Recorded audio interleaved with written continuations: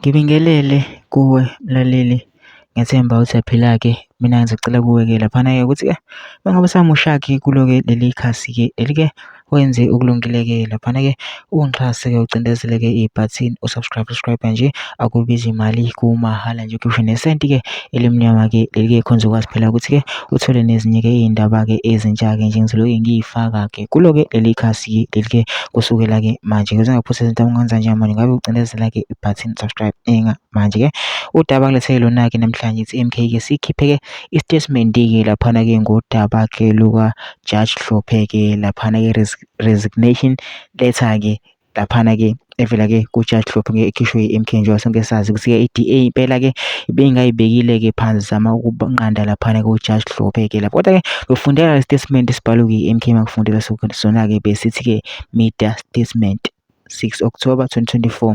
Dr. John Hlophe resignation from the JSC with immediate effect. The MK Party has formally written to the Speaker of the National Assembly to withdraw the nomination of our party leader in Parliament, Dr. John Hlophe, as one of the designated members of the National Assembly to serve in the Judicial Service Commission, JSC. This withdrawal takes effect immediately. The MK Party will not allow the name of Dr. John Hlophe to be associated with or used to legitimize a patiently misleading, fraudulent, and improperly constituted judicial service commission. The MK Party maintains that the composition of the JSC without Dr. John Hlophe participation as a representative from the leading opposition party is in violation of Section 178(1) of the Constitution.